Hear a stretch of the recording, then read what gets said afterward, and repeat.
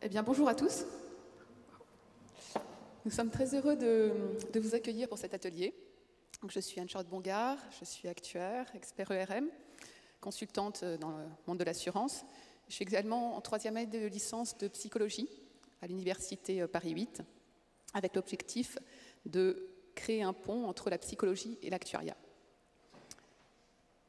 Alors, je m'appelle Olivier Cabrignac, je suis actuaire data scientist et sur les dernières années, j'ai développé un goût et un certain niveau d'intérêt pour les sciences comportementales et sur la motivation en particulier. Donc, nous allons vous parler ce matin de la science comportementale. Est-ce ou non le futur de l'assurance? Avant de vous proposer une réponse à cette question, tout d'abord, qu'est-ce que les sciences comportementales?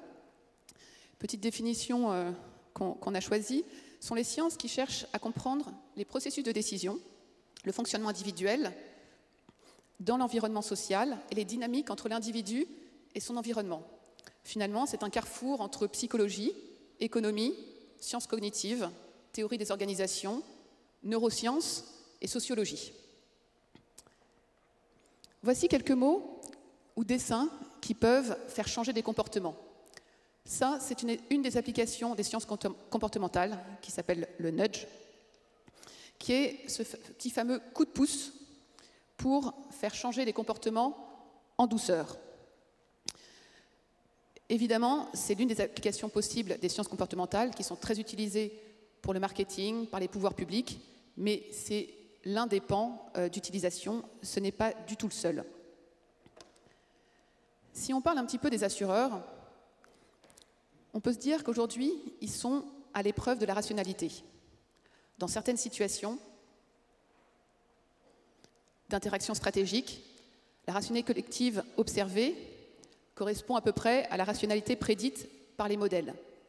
C'est notre travail d'actuaire qu'on connaît depuis longtemps, qui fonctionne très bien dans un certain nombre de situations.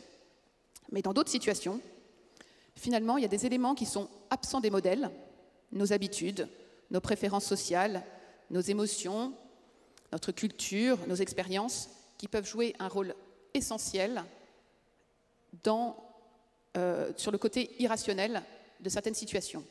Et donc, une complexité pour prédire les modèles. Ça a été rappelé ce matin par Pauline Leclerc-Glorieux lors de la table ronde. Donc finalement, les sciences comportementales impliquent une remise en cause de la rationalité économique, et puis finalement de partir peut-être d'expérimentation plutôt que de construction théorique. Pour vous présenter un petit peu l'application des sciences comportementales en assurance, nous avons choisi de vous présenter ce matin 2 illustrations. Une première illustration en assurance vie en santé. Olivier va vous parler prévention et motivation. Et puis des illustrations qui sont liées à l'assurance auto, où je vais vous parler du comportement et du risque routier. Merci Anne-Charlotte. On va commencer par un petit exercice. Est-ce que dans la salle, vous êtes intéressé par votre santé, vous avez envie de vivre longtemps? Vous pouvez lever la main ceux qui sont considérés qui ont envie de vivre longtemps en bonne santé. Bon, c'est un relatif consensus, d'accord. Est-ce que maintenant, vous pensez que l'activité physique peut aider à avoir une bonne santé? Quels sont ceux qui pensent que l'activité physique est un moteur important? Oui, c'est plutôt une majorité, d'accord. Maintenant, est-ce que parmi vous, vous pouvez me dire quels sont ceux qui sont certains de marcher en moyenne 10 000 pas par jour ou de 30 minutes d'activité physique modérée, telle que proposée par l'OMS, et quels sont ceux qui, dans la salle, le font régulièrement? C'est pas mal. Il y en a moins, mais c'est pas mal. Pourquoi cette question? Parce que cette question, en fait, c'est un débat assez important. Au niveau de la prévention, c'est quelque chose qui s'utilise beaucoup dans l'assurance, qu'on a pratiqué beaucoup en assurance auto, et Anne-Charlotte en parlera. Mais c'est vrai qu'on commence maintenant depuis quelques années à faire de la prévention sur de la santé et de la prévoyance.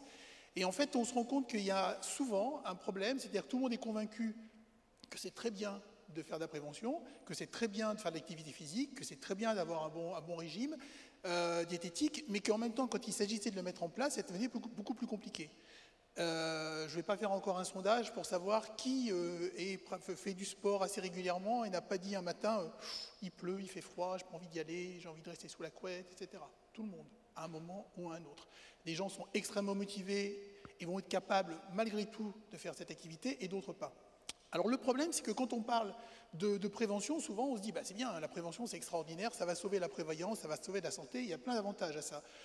On accroît un peu le rôle sociétal de l'assurance, on a une meilleure connaissance des risques, on peut les piloter dans le temps, on est capable d'amener des gens qui ont des trajectoires de santé un peu moins bonnes, de les ramener vers quelque chose de plus positif.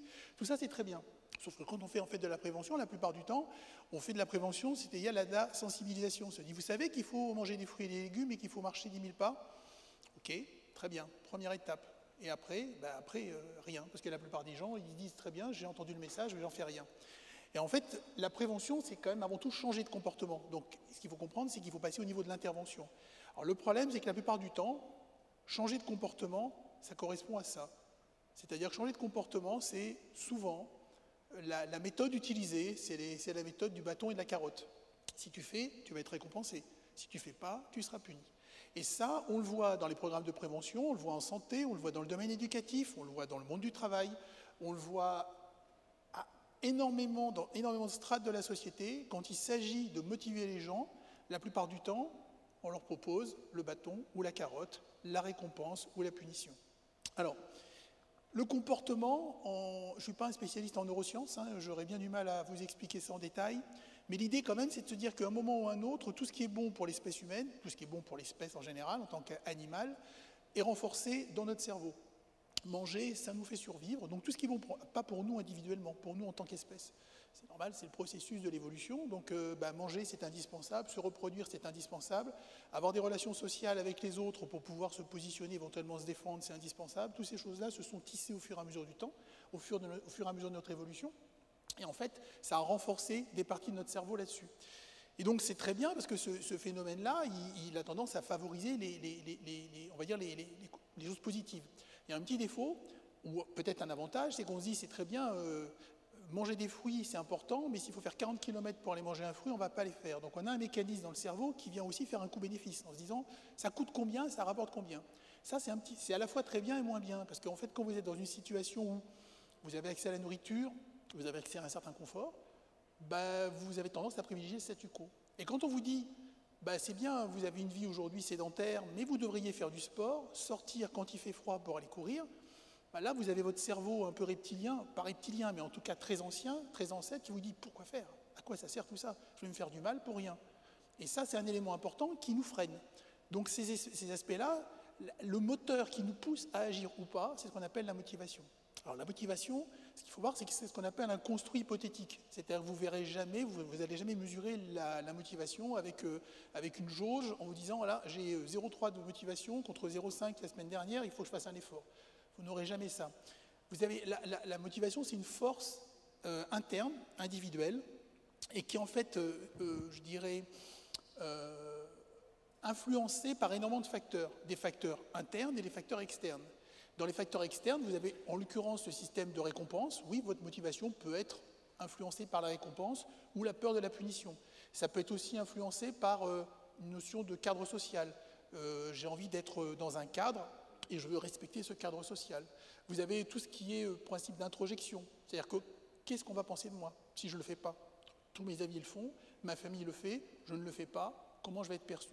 Toutes ces choses-là vont jouer et vont d'une manière ou d'une autre, vous avez aussi la culture, l'éducation, c'est énormément de choses qui rentrent en ligne de compte, et vont faire qu'à la fin, ça va initier une action, ça va lui donner son intensité et ça va permettre de la maintenir dans le temps. Et cette notion de maintenance dans le temps, c'est super important. Parce que faire une action, c'est bien, une fois. Mais quand on parle de prévention en santé et prévoyance, l'objectif, c'est changer les comportements des gens pour avoir un comportement beaucoup plus sain. Et ça, c'est un travail sur le long terme. Ce n'est pas juste faire ça pendant 3 mois. Alors, quand on regarde un petit peu les aspects neurobiologiques, motivation, c'est principalement un cocktail de dopamine. C'est-à-dire, en fait, vous avez tout le système de récompense au niveau du cerveau qui produit de la dopamine pour vous dire ça c'est bien, continue comme ça. D'ailleurs, pour faire plaisir, je vais renforcer les gaines, les connexions neuronales. Et en plus de ça, il se trouve que la dopamine, c'est un neuromodulateur qui a un effet qui donne un sentiment de plaisir. Donc du coup, votre cerveau a envie de reproduire ça. Mais du coup, cette approche-là, c'est effectivement la manière avec laquelle ça fonctionne dans le cerveau, et ce qui a donné lieu à tout un courant, en l'occurrence les behavioristes, qui sont partis, vous avez peut-être entendu parler de Pavlov avec la partie du conditionnement classique, du genre on se rend compte que quand on met un stimulus particulier à un animal, en l'occurrence au chien de Pavlov, au bout d'un moment, il finit à l'assimiler avec un autre stimulus et du coup, il a une réaction qu'on finit par conditionner, c'est-à-dire qu'il finit par avoir une réaction qui n'était pas prévue au départ. Le conditionnement opérant, c'est un peu le même principe, c'est-à-dire que typiquement dans ce qu'on appelle l'auteur de ces expériences s'appelle Frédéric Burrus-Skinner, vers le milieu des années du 19e siècle. Et en fait, l'idée de la boîte de Skinner, c'est de dire vous mettez un animal dans une boîte, puis au bout d'un moment, il se rend compte que quand il appuie sur un bouton, ça va donner de la nourriture. Mais quand il va comprendre ça, son cerveau va apprendre. La récompense, il va l'anticiper, il va appuyer sur le bouton.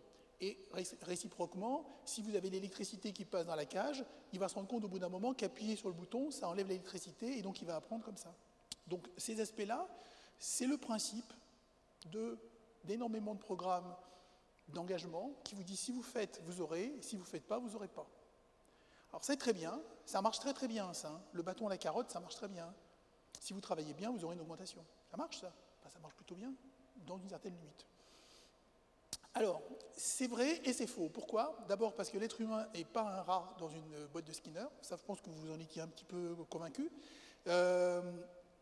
L'idée, c'est de se dire que l'être humain, il peut contourner. Là, vous êtes tous là, vous me regardez. Je suppose que vous m'écoutez. En fait, peut-être que vous êtes en train de penser à vos vacances, vous avez des tas de moyens de vous évader, en fait. Donc, vous mettez des gens, vous mettez des étudiants dans une salle et vous dites, vous m'écoutez, sinon vous serez punis. Ok, très bien, je vous écoute. Mais je ne vous entends pas. Donc, en fait, l'humain peut s'enfuir, sans problème. C'est un premier élément. Et deuxième élément, il y a une étude qui est fondamentale.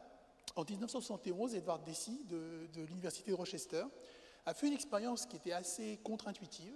Il a pris des gens qui étaient motivés à faire quelque chose, intrinsèquement motivés, ils faisaient les choses pour le plaisir, ils ne se posaient pas de questions, puis il leur a donné une récompense en leur disant 5 $ si tu continues.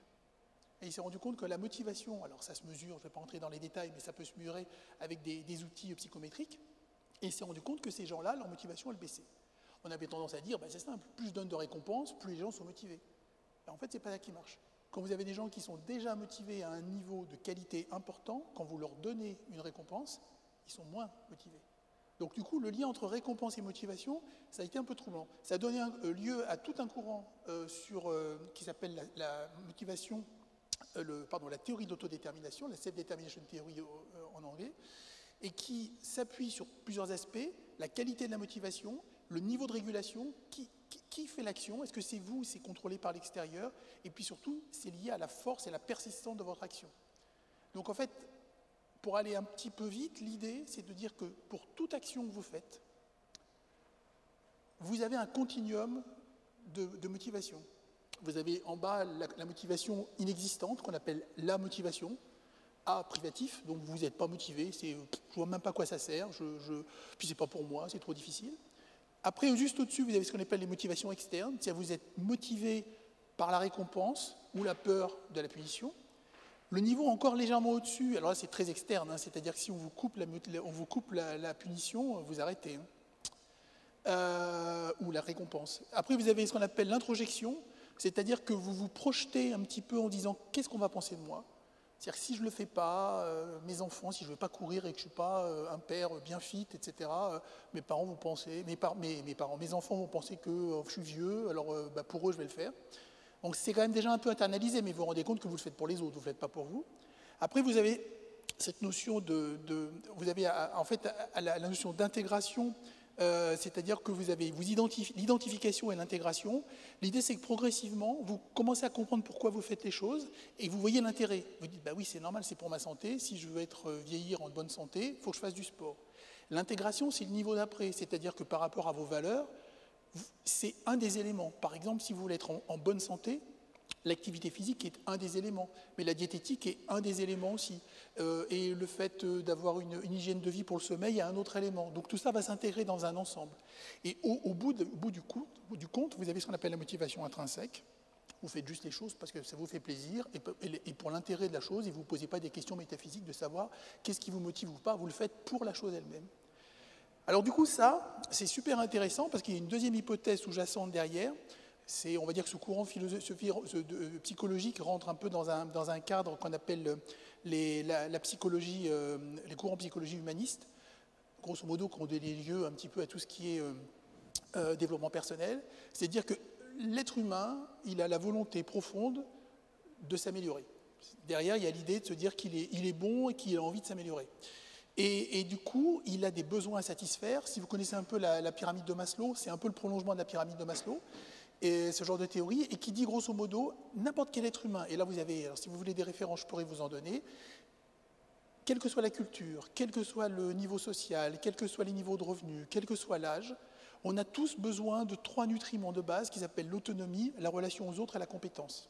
Si vous êtes capable de réunir ça, vous arrivez à un développement qui est un développement, on va dire, harmonieux des individus, et surtout, vous accroissez la motivation, puisque vous accroissez en fait le sentiment d'internaliser et d'être autonome dans vos décisions. Prenons un exemple simple. Vous voulez amener les gens à marcher plus. Vous leur dites, si tu marches 10 000 pas, je te donne un chèque de 5 € de la FNAC ou d'Amazon. Très bien. Ils vont le faire 1 fois, 2 fois, 3 fois. Au bout d'un moment, les 5 €, ça ne vaut rien. Alors vous augmentez, vous dites, on va passer à 10 €, 15 €, 20 €. Le problème, c'est que c'est un truc sans fin. À un moment, les gens vont finir par comprendre que marcher 10 000 pas, c'est pas mal pour leur santé. Et ils vont doucement, doucement intégrer ces aspects-là. Jusqu'à marcher 10 000 pas sans se poser de questions, et même en comptant même plus les pas, parce que ça ne sert plus à rien, puisque c'est juste une nature d'aller au boulot en marchant et de revenir pareil. Donc ces éléments sont super importants. Et en fait, si on reste sur des programmes et une vision, quelque part, un peu passée de ce que peut être l'engagement, on va rester sur des choses qui vont juste être l'écume de la compréhension des individus sans rentrer dans le fond du problème. Je reviendrai sur cette phrase que je trouve assez sympa d'Edward Deci, qui est le promoteur de cette théorie, qui a tendance à dire « Ne demandez pas comment vous allez motiver les gens, posez-vous plutôt la question de comment vous allez créer l'environnement dans lequel ils vont se motiver eux-mêmes. » Ça, en termes de paradigme, c'est un petit peu différent que ce qu'on essaie de faire à travers des plateformes de santé, à travers des applications de santé, à travers des applications d'engagement, des applications que vous pouvez avoir. Et là encore, ça ne veut pas dire que ces applications ne sont pas utiles, ça ne veut pas dire que ces outils ne sont pas utiles. Ils permettent juste de faire rentrer des gens peu actifs dans le système, mais ne permettent pas une garantie à long terme du mouvement. Et c'est là où il y a, à mon avis, tout un travail de recherche extrêmement intéressant pour pouvoir promouvoir autrement l'activité physique, qui est un exemple, mais vous pouvez l'appliquer sur la diététique, sur plein d'éléments de santé, et pouvoir justement, du coup, assurer un engagement à long terme.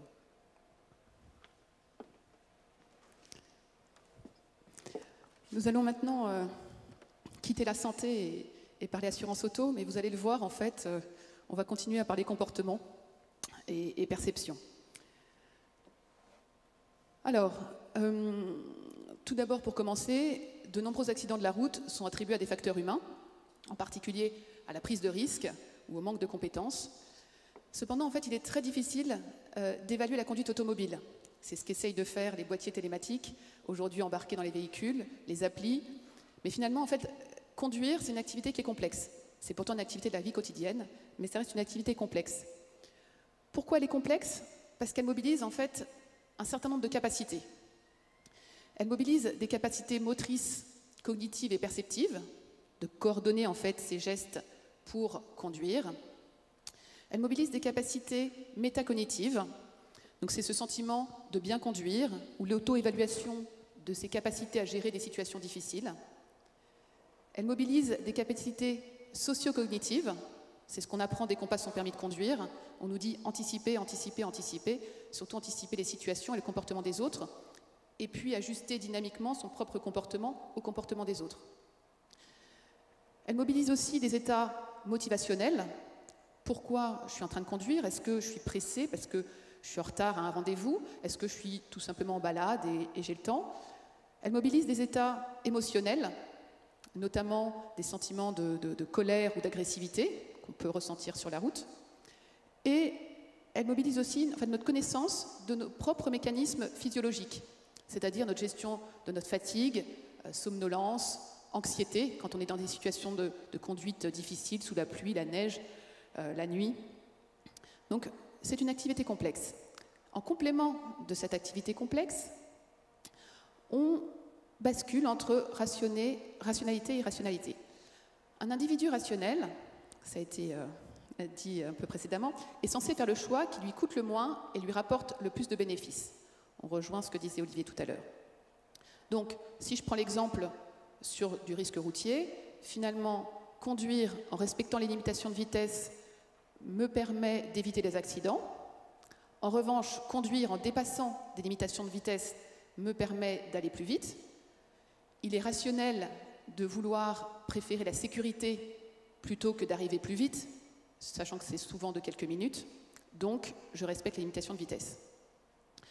De même, prendre des transports en commun plutôt que ma voiture individuelle pour aller travailler, transport en commun ou vélo, c'est moins coûteux et c'est plus écologique.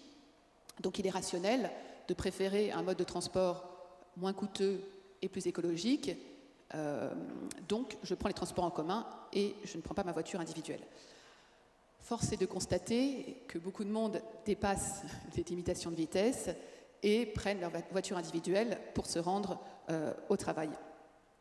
Donc comment expliquer que malgré notre connaissance des risques, nous transgressons des règles, malgré des sanctions éventuelles, nous transgressons aussi les règles, je ralentis à l'approche d'un radar et puis je réaccélère juste derrière.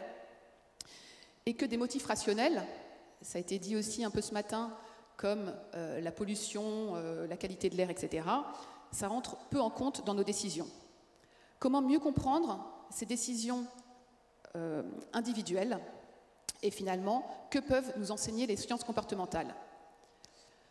Pour vous apporter un peu une vision qui est au-delà de la vision un peu classique qu'on connaît, la vision actuarielle des facteurs de risque automobile, je vais vous prendre 3 exemples assez courts d'illustration de ce que la recherche en sciences comportementales peut nous apporter pour mieux comprendre le risque routier. Alors, premier exemple, ça s'appelle l'optimisme comparatif. Je vais peut-être vous demander, vous, si vous avez le sentiment, qui a le sentiment en fait de mieux conduire qu'un conducteur standard?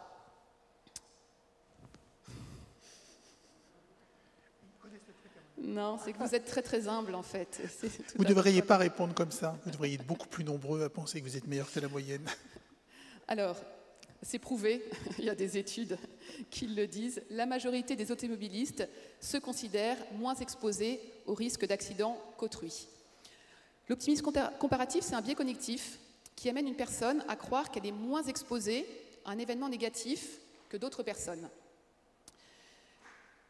La recherche, en fait, sur la perception du risque au volant depuis les années 80 a permis de démontrer, en fait, de mettre en évidence cet optimisme comparatif, de le mesurer en demandant aux participants d'évaluer leur propre risque de rencontrer un événement. Donc, cet optimisme comparatif, il peut être mesuré, il varie selon les individus en fonction d'un contrôle subjectif, le fait que moi, automobiliste, je pense être en mesure d'éviter un accident, la capacité perçue, le fait que je m'estime capable de conduire sans danger bien que je commette une infraction, c'est-à-dire que moi, j'estime qu'avec 4 verres de vin ou 5 verres de vin, je peux conduire sans problème. Bon, la limitation n'est pas tout à fait dans ces ordres-là. L'optimisme comparatif va varier aussi selon l'expérience directe ou indirecte de l'accident.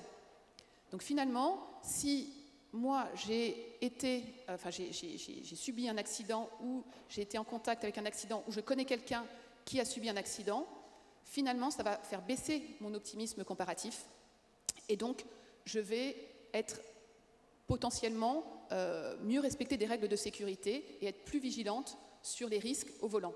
Ce qui est un peu paradoxal parce que finalement le système de bonus-malus qui a été mis en place en assurance auto me dit que si j'ai eu un accident, finalement ça me crée un malus et je paye plus cher ma prime d'assurance. Donc là on a un petit paradoxe aussi. Après, tout ça est extrêmement complexe, donc on pourra en discuter. Et puis l'optimisme comparatif varie selon la fréquence perçue de l'occurrence d'accident. Les assureurs fonctionnent sur des fréquences moyennes, sur des portefeuilles importants, mais moi finalement, moi automobiliste, je vais avoir ma propre perception de ma fréquence d'avoir un accident. Et cette perception va varier selon les campagnes de prévention. S'il n'y a que des campagnes de prévention sur l'alcool, je vais surestimer finalement la probabilité d'avoir un risque lié à l'alcool. et peut-être en sous-estimer d'autres.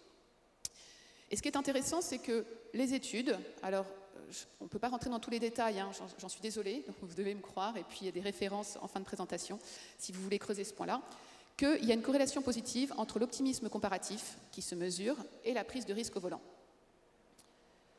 Deuxième illustration, la colère au volant.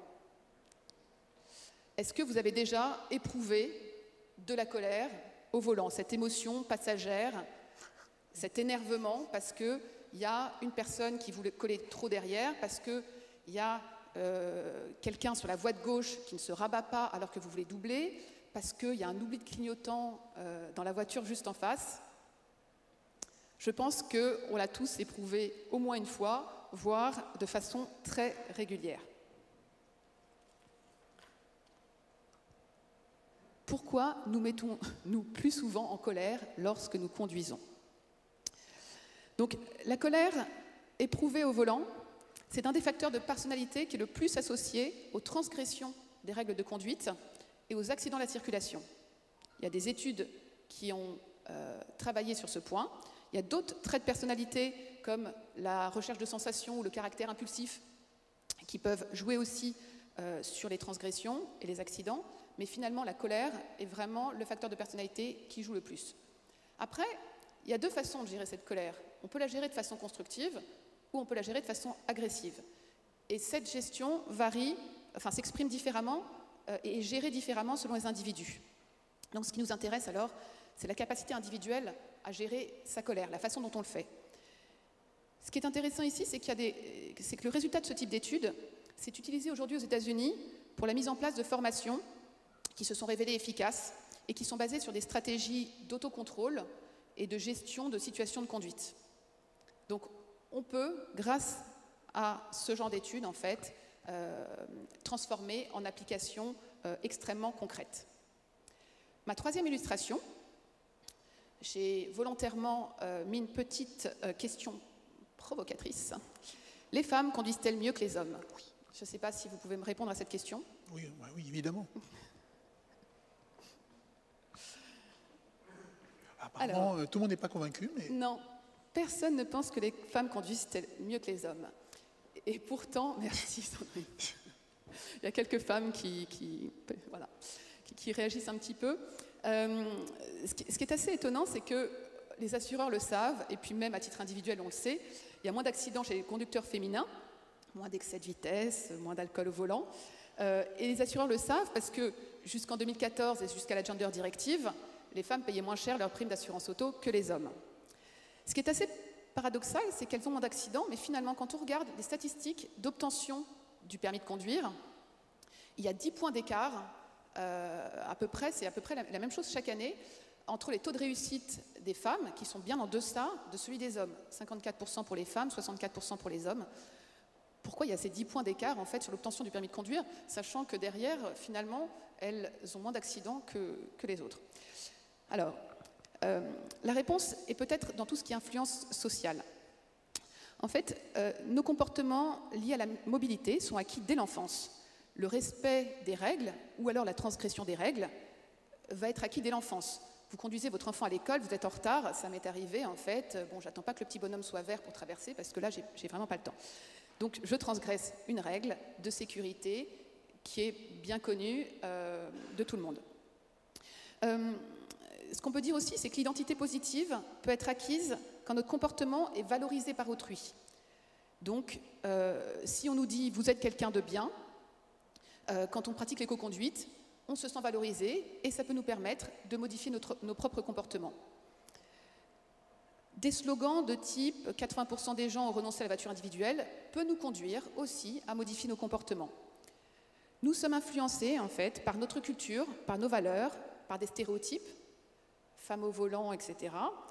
Et avec ce bagage, nous avons besoin d'être convaincus de l'efficacité perçue, ce point est très important, et de l'utilité perçue d'une règle, par exemple porter un casque à vélo, pour modifier mon comportement.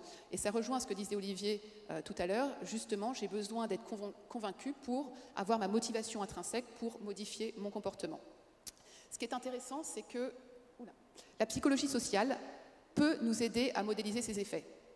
C'est des choses qui sont déjà étudiées depuis longtemps, je vous parlais des années 80, dans le domaine de la psychologie. Donc on a vraiment tout un vivier d'études qui nous permettent d'évaluer des facteurs de risque de façon totalement différente de ce qu'on fait actuellement en tant qu'actuaire.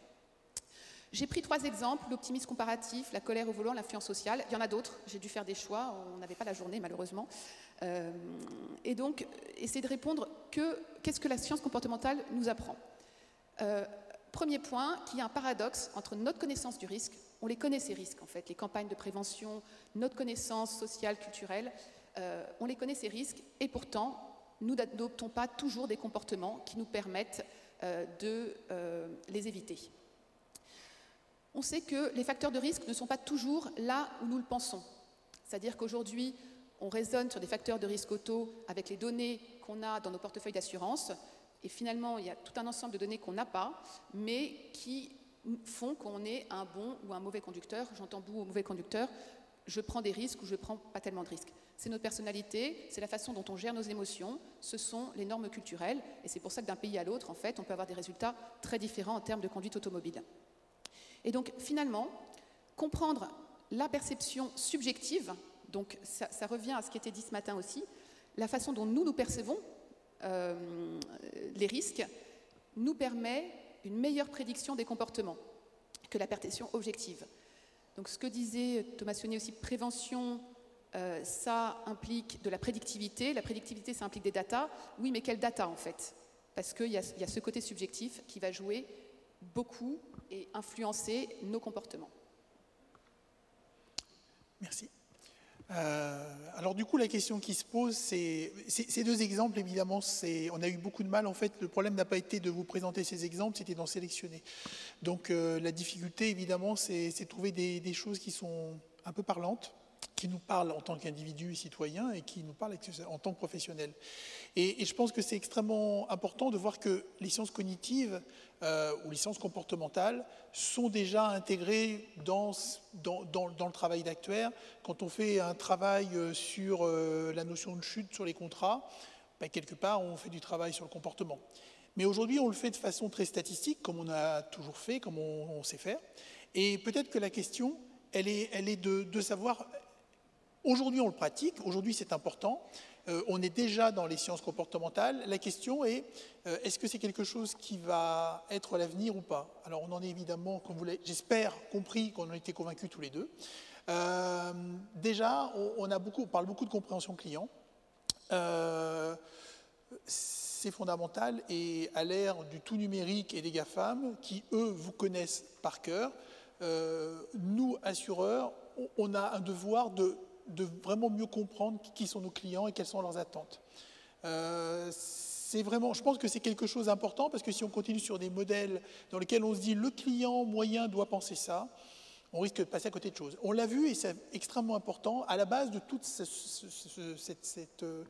mouvance, on va dire, autour de l'économie comportementale. Alors, économie comportementale, sciences cognitives, c'est pas la même chose, évidemment, mais à chaque fois, vous avez des liens entre chacune de ces... Et moi, j'aime bien un peu la vision dans laquelle on parle de tout, parce qu'en fait, l'économie comportementale est une économie un peu expérimentale, dans laquelle on essaye des choses et on remet en cause des principes de rationalité qu'on croyait figés dans le marbre pour toujours.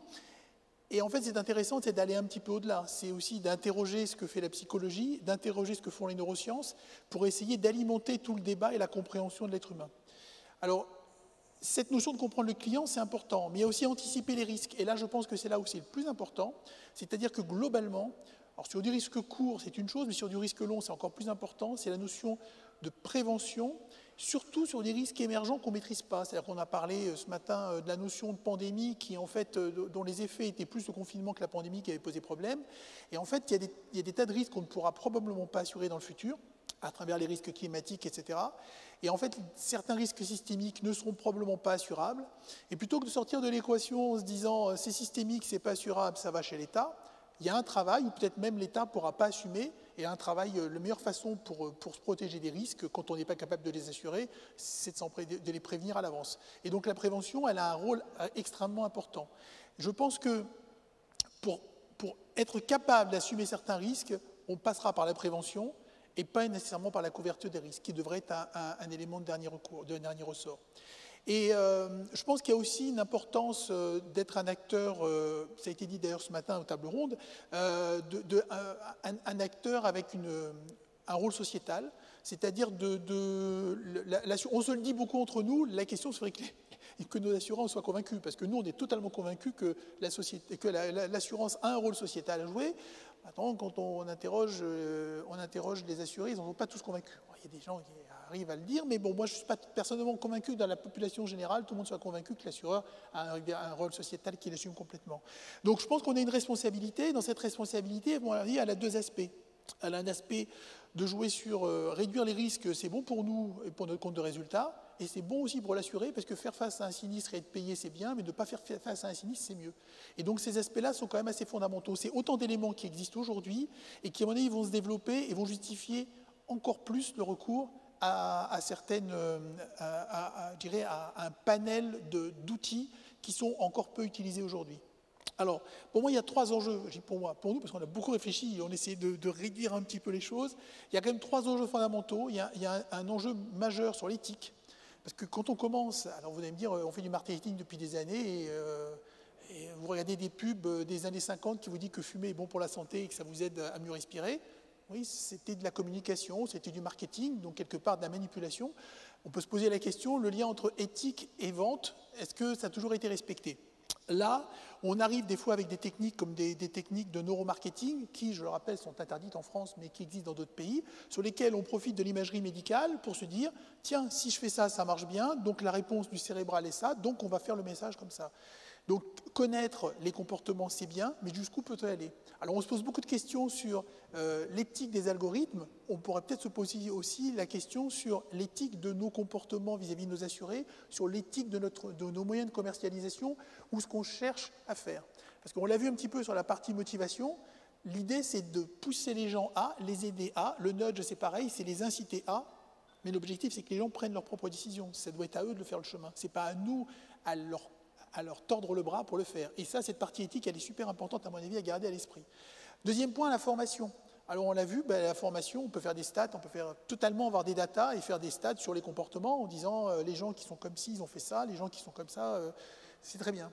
Sauf qu'à un moment, on a un besoin probablement d'avoir des compétences un peu différentes. C'est-à-dire qu'aujourd'hui, si vous ne maîtrisez pas la compréhension des systèmes d'équations, oui, c'est ça, des modèles d'équations structurelles, pardon, j'ai mis à l'envers, je les sème. Si vous ne comprenez pas une étude de psycho qui vous dit que vous avez des construits hypothétiques au milieu, vous vous dites « Ah bon, mais on l'observe comment ?» On ne l'observe pas. Si vous n'avez pas cette culture un peu statistique, comprendre un papier en psycho, ce n'est pas très facile. Donc du coup, au niveau de la formation, il y a une nécessité probablement d'étendre un peu le champ des compétences, sortir un peu des stats qu'on a l'habitude de faire, pour être capable d'explorer d'autres domaines. La psychologie est un domaine, la partie médecine et neurologique ou neuroscientifique est aussi intéressant. Le but n'est pas de devenir des experts, mais en fait, si on regarde bien, les actuaires sont tous sauf des statisticiens purs. On est un peu des statisticiens, on est un peu des mathématiciens, on est un peu des financiers, il y en a certains qui connaissent un peu les risques climatiques, d'autres qui... Enfin, l'intérêt de l'actuaire, c'est justement d'être polyvalent. On est un peu des économistes à la base aussi, enfin, vous voyez, un peu comptable. On a plusieurs casquettes, et l'idée, c'est, je pense, d'étendre un peu le scope de tout ça. Et dernièrement, en dernier point, il y a aussi la notion de recherche, c'est-à-dire que la recherche en psychologie ou en neurosciences, c'est sur des problématiques bien particulières sur lesquelles on voit, par exemple, sur l'idée de faire de l'engagement en activité physique, il y a un rapprochement qui existe directement. Quand on commence à se poser les questions sur quelle est la motivation à se couvrir, quelle est la perception des risques, on est sur des choses qui sont un petit peu différentes. Et du coup, je pense qu'il y a des vraies recherches à faire et il y a vraiment à tisser des compétences qui existent déjà. Ce n'est pas nouveau, on n'a rien inventé en fait dans l'histoire. Il y a déjà des gens qui travaillent sur ces questions, mais je pense que c'est des choses qui devraient se développer. C'est-à-dire qu'il y a des problématiques qui sont vraiment liées à la perception des risques, à l'achat d'assurance, à la perception de l'assurance, sont des choses fondamentales à développer pour mieux comprendre. peut-être pour vendre plus, mais aussi pour peut-être avoir un rôle mieux, je dirais, tenir le rôle de porteur de risque. Voilà, et ben, je pense qu'on a tenu le temps. Tout à fait. Et est-ce que vous avez des questions ou des remarques? Oui? Attendez, vous avez un micro qui arrive.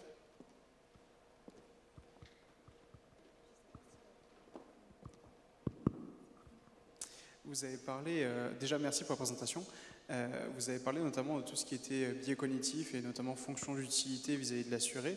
Pour vous, comment est-ce qu'aujourd'hui on pourrait, en tant qu'assureur, implémenter ça dans des modèles, c'est-à-dire mesurer au plus précis possible tout ce qui va être fonction d'utilité de l'assuré, tout en ne devenant pas, disons, anti-éthique, c'est-à-dire vis-à-vis de la collecte de données, vis-à-vis de tout ce qui va être information personnelle, etc.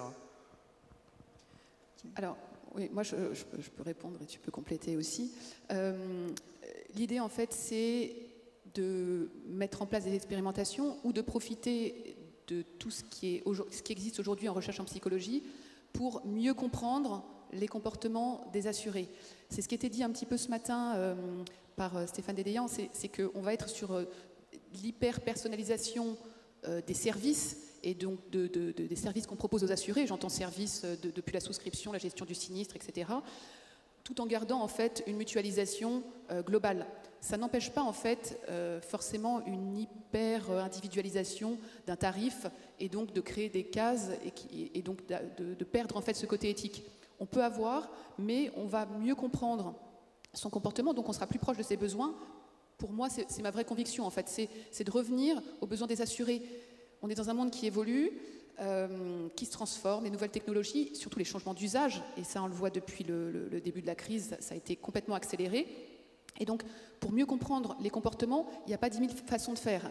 Ces comportements, ils changent, on ne peut pas raisonner sur les données qu'on a dans nos portefeuilles, qui sont des données sur du passé. Donc il faut qu'on essaye d'explorer un petit peu pour comprendre les comportements d'aujourd'hui, éventuellement ceux de demain. Et donc, c'est là où les sciences comportementales peuvent nous aider, pour mieux comprendre et pour avoir des offres en fait plus adaptées, en gardant l'éthique et la mutualisation et ce rôle sociétal dont on parlait. Je retourne juste un petit mot. Bon, c'est peut-être un peu facile comme solution, je dirais finalité. C'est la finalité qui définit l'éthique. C'est-à-dire que quelque part, si vous gardez une finalité qui consiste à dire je veux doubler mon chiffre d'affaires, si c'est votre seule finalité, je pense que ça va être assez difficile de la concilier avec de l'éthique. Je pense que c'est un premier point. Si par contre votre finalité c'est de dire je vais réduire mes risques de 10%, mais je veux que les gens vivent plus longtemps, ok, vous réduisez vos risques, vous êtes dans une situation où vous augmentez, vous améliorez votre résultat, mais derrière vous avez un message qui est clairement, je pense que tout le monde a envie de vivre plus longtemps. Et du coup, je pense que c'est un moyen, et donc du coup d'être sélectif aussi dans les choix de quand on utilise les sciences comportementales ou pas. Si on l'utilise uniquement pour mieux connaître et pour vendre plus, qui n'est pas en soi nécessairement une mauvaise chose dans le commerce, mais on est sur des choses qui touchent à la santé, on est quand même sur des choses un petit peu borderline. Moi, personnellement, j'aurais tendance à me dire qu'il faut qu'il y ait un véritable partage d'intérêt et qu'on n'invente pas cet intérêt pour l'assurer, que ça soit un intérêt réel. Et quoi de mieux qu'améliorer sa santé? Je vous remercie. Monsieur, oui. Oui, pardonnez-moi. Je voudrais challenger un peu les trois enjeux qui sont ici. Autant je comprends bien la recherche, je comprends un petit peu moins bien l'éthique et la formation, parce qu'elle part un peu d'un point de vue que l'assuré serait peut-être pas tout à fait rationnel. Et je conteste ce point de vue. L'assuré est rationnel, il optimise son contrat. La question, c'est dans quelles conditions. Et je crois qu'on peut revenir à Kahneman-Tversky sur ce point-là. Parce que ce que nous dit Kahneman-Tversky, c'est qu'il y a trois facteurs qui vont jouer un rôle très important. Le premier, bien sûr, c'est l'aversion, comment dirais-je, à l'ambiguïté. C'est-à-dire quand on l'aversion à tout ce qui peut être pertes extrêmes, à ce qu'on ne comprend pas bien, donc on n'est pas très bien les lois de distribution. Mais au fond, ce n'est pas tellement le sujet que vous avez abordés. Et vous avez deux autres facteurs qui sont les croyances. Le problème des croyances, c'est qu'on retombe sur ces problèmes. Quelle est la croyance, par exemple ma croyance de Philippe Trainard? Ça va être difficile à détecter, il faudrait aller sur les réseaux sociaux, et comme j'y suis pas, ben, vous ne trouverez rien. Donc là, au fond, on ne va pas aller très loin. Il y a le troisième effet qui joue un rôle très important, qui est l'effet de contexte. Le problème de l'effet de contexte, c'est que vous n'allez pas le changer, l'éthique ne va pas le changer. Alors, quand les gens ne cotisent pas pour la retraite et qu'il faut une loi pour les obliger à la retraite, vous pourrez toujours leur enseigner par A plus B qu'ils risquent d'avoir des vieux jours difficiles. Il n'en demeure pas moins qu'ils sous-estimeront, comme le fait très bien noter Kahneman, quoi que vous vouliez, qu'ils soient très éduqués ou pas éduqués, ils sous-estimeront le risque de survivre. Et de même dans les salaires, dans la négociation salariale. Et l'on voit bien dans l'automobile où est sous-estimé systématiquement le risque extrême, c'est-à-dire qu'au moment où je double, il y a un renard qui traverse la route, que j'essaye de l'éviter, que je rentre dans le camion d'en face, etc. Toute cette séquence-là, et là, ça relève au fond ni de l'éthique, ni totalement de l'éthique, ni totalement de la formation. Alors, Philippe, je suis d'accord. Le problème, c'est que le sujet qu'on a abordé en 45 minutes a touché à plein de choses. Il a touché à de la rationalité, de décision. Il a touché à du comportement individuel, sur du changement de comportement individuel et collectif. On a parlé en fait de plein de choses là-dedans. Donc, je suis tout à fait d'accord.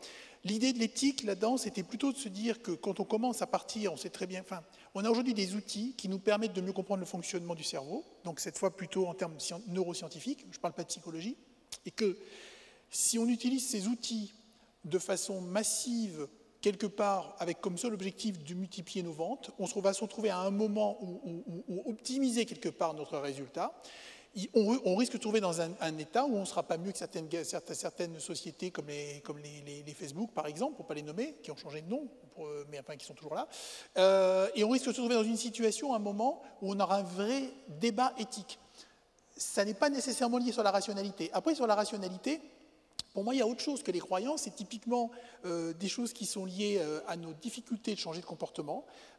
L'exemple que je prends, c'est quand on demande aux gens « Est-ce que vous pensez que vous devez manger moins, marcher plus, machin ?» Tout le monde dit « Oui, oui, je dois le faire. » Et quand on dit « Pourquoi vous ne le faites pas ?» ils ne le font pas.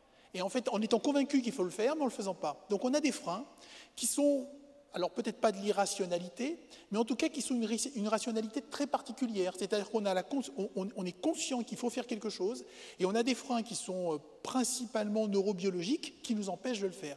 Ces freins-là, on peut les changer. Donc sur la partie plutôt intervention, donc cette fois beaucoup moins sur la partie décision et compréhension du mécanisme d'achat, mais sur les parties, on va dire plus intervention, il y a des choses à faire sur lesquelles on est tout sauf rationnel. Ou alors il y a une rationalité qui est très loin de la rationalité telle qu'on la conçoit et même telle que Kahneman la conçoit. Et peut-être pour compléter, parce que cette slide peut être prête à confusion, mais c'est vrai que là, on s'est positionné du côté assureur, actuaire, et de se dire, nous, on est beaucoup plus que des mathématiciens, des statisticiens. Ces 10 dernières années, la data science a pris beaucoup d'ampleur, y compris dans les formations d'actuariat, et puis dans nos différents métiers. Et donc on s'est un peu mis corps perdu sur ces modèles, l'utilisation des données, sur ces algorithmes prédictifs. Et là l'idée c'était de dire, prenons un petit peu de recul aussi sur ce qu'on fait. Tout change tellement que les algorithmes qui fonctionnent sur des données passées, dans quelle mesure en fait ils prédisent bien aujourd'hui? Est-ce que les facteurs qu'on utilise, est-ce que ce sont les bons? Juste, peut-être que ce sont les bons, et peut-être que finalement le côté rationnel prime, et ce qui s'est avéré juste depuis des années, des dizaines d'années. Mais juste de prendre un peu de recul, parce que les transformations vont tellement vite que, là, regardons ce qu'on fait, essayons de se former aussi à cette prise de recul, essayons de former les actuaires, les jeunes actuaires aussi, à cette prise de recul, à regarder de façon un peu plus globale, le côté un peu plus système, de façon générale, et le comportement des assurés pour être plus proche de leurs besoins, avec tous les biais que vous avez cités et qui sont effectivement tout à fait justes et relevés par Tversky et Kahneman. Il y avait d'autres questions? Peut-être Oui, bonjour, et merci aussi pour cette présentation très claire et très intéressante. Pour revenir sur la notion donc, de prévention que vous utilisiez et que vous définissiez comme le changement de comportement, est-ce que selon vous, il est possible d'adresser tous, on va dire, les biais comportementaux, par exemple pour reprendre celui de la notion de bon conducteur, est-ce qu'on se sent bon conducteur par rapport aux autres, par justement cette explication rationnelle, une statistique, c'est-à-dire si par exemple on regarde les gens qui ont répondu oui en disant je suis meilleur conducteur que les autres personnes, est-ce que fondamentalement quand on leur montre ça, ils vont pas continuer à se dire oui mais pas moi? Et est-ce qu'il est possible vraiment de répondre à tous ces biais par une réponse rationnelle? Oui, mais, enfin, je pense que oui, mais c'est long. C'est long et compliqué et qu'il n'y a pas une solution unique. Oui, en fait, on a, la recherche en fait s'est pas mal développée pour essayer de mesurer en fait ces différents facteurs un peu irrationnels. Et donc, c'est pour ça qu'il y a tout un pan de recherche qui existe aujourd'hui depuis des dizaines d'années, avec des espèces de questionnaires, par exemple pour la colère au volant. En fait, il y a un questionnaire qui a été élaboré aux États-Unis, au Canada, qui a été testé en France aussi. En France, il y a eu peu de recherches, mais dans d'autres pays, il y en a beaucoup plus. Et donc qui permet d'effectuer des mesures. Et donc sur différents points comme ça, on peut effectuer des mesures. Après, c'est évidemment à prendre avec énormément de pincettes. Ça nous donne des informations. Comment on les utilise? C'est là qu'on revient un petit peu sur ce côté éthique. Et c'est là qu'il y a un enjeu pour nous, et c'est notre conviction pour les assureurs, pour le monde de demain, justement de voir comment utiliser de façon intelligente et performante ces informations et cette compréhension des comportements, avec toute la complexité bien évidemment qu'il y a, et c'est ça ce qui fait la richesse de l'humain aussi. Juste en une minute aussi, peut-être pour illustrer, vous avez deux psychologues cliniciens qui ont aussi travaillé, donc James Prochaska et Carlo Di Clemente, dans les années 70, ont mis en place un système. Alors là, ça n'a aucun rapport avec la théorie dont je vous ai parlé avant, et ça n'a pas vraiment de rapport non plus avec les conducteurs, c'est juste pour les addictions. Hein. Donc à la base, ça a été bâti pour les addictions, mais c'est un modèle qui est assez générique, qui essaie de vous décrire les différentes stages du changement, les différents stades du changement. Et en fait, vous partez de, je ne vois pas où est le problème, l'état de précontemplation, c'est-à-dire que c'est pas pour vous, ça n'est pas pour vous. Et à la fin, vous avez la notion de maintenance, c'est-à-dire que vous faites les choses, vous avez changé votre comportement de façon durable. Pour passer à chacun de ces étapes, c'est à la fois dur et compliqué, c'est ce que je vous disais. Et donc derrière, il y a des méthodes, c'est-à-dire qu'il y a des méthodes qui sont... il y a une centaine, pour vous donner le changement de comportement, vous avez des centaines de théories sur le sujet, donc qui se recoupent, donc il n'y a pas une solution unique. Hein. Mais typiquement, vous avez à chacun des étapes, vous avez des outils qui vous permettent de passer à l'étape d'après. Et typiquement, c'est de dire d'abord la prise de conscience. La prise de conscience qui vous permet de dire je ne vois pas où est le problème, c'est peut-être un problème. Mais vous n'avez pas résolu le problème, on est bien d'accord. Après, il y a la notion de c'est un problème, il faut que je fasse quelque chose. Je vais peut-être commencer à faire des petites choses. Après, c'est je le fais, mais je ne le fais pas régulièrement, je n'arrive pas à maintenir. Donc, vous avez des modèles de ce type-là. Attention, vous n'allez pas avoir un système où vous êtes certain que les gens vont appliquer ça.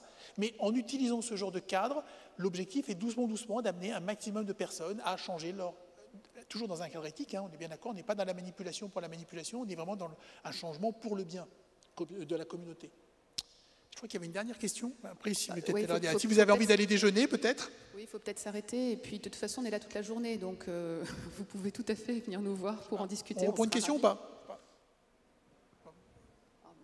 Une dernière. On sera rapide dans la réponse. Tu réponds. Moi, ma question, c'était de savoir si est-ce que cette science comportementale ne va pas renforcer la discrimination, c'est un peu fort, mais je vois ça comme en fait une sorte de modèle dans lequel on va se baser sur l'émotion, la culture et l'expérience pour décider, pour prédire les décisions des personnes. Mais qu'en est-il, par exemple, pour des gens comme des autistes qui ont une façon de réfléchir assez atypique? Est-ce qu'ils ne deviennent pas des points aberrants dans ce modèle? Et la deuxième question, c'était sur la conduite automatique, par exemple. Quelle devient la problématique avec des technologies innovantes comme la conduite autonome, par exemple? Alors pour moi, sur la première question, c'est justement tout ce qu'on avait vu sur l'éthique. C'est pour ça c'est un des points extrêmement importants, c'est-à-dire mieux comprendre ce qu'on fait. Mais aujourd'hui, dans les algorithmes prédictifs, quand on laisse un robot travailler sur les données, des problèmes de discrimination, en fait, ils peuvent arriver d'eux-mêmes sans forcément qu'on y fasse attention. Et donc là, on repart plus sur des comportements, mais avec ce regard éthique qui est important. Et sur le deuxième point, c'est justement de se dire, est-ce que finalement, le fait que je sois un bon ou un mauvais conducteur, c'est mon boîtier qui calcule mon freinage, mes accélérations et mes habitudes de conduite qui va me dire que je suis un bon ou un mauvais conducteur, ou est-ce que c'est ma personnalité et la façon dont je me retrouve à prendre des risques de façon inconsidérée? Voilà. Pour moi, l'idée, c'est vraiment de mieux comprendre finalement des comportements, les personnes, pour leur proposer des offres adaptées. Après, les offres, c'est pas me dire pour telle personne individuelle, moi, Anne-Charlotte Bongard, il me faut exactement cette offre-là. Les offres vont rester mutualisées. Et s'il faut des offres spécifiquement pour certains types de populations, ça peut permettre justement d'apporter des services spécifiques pour une population d'autistes par exemple. L'idée c'est de mieux comprendre pour avoir des services et des produits adaptés. Et c'est pour ça qu'on pense que c'est le futur de l'assurance. Voilà, écoutez, merci beaucoup. On va s'arrêter là. Reprendre des questions après. On vous remercie. Puis si vous avez des questions, on est à votre disposition en dehors de la séance. Merci Merci beaucoup.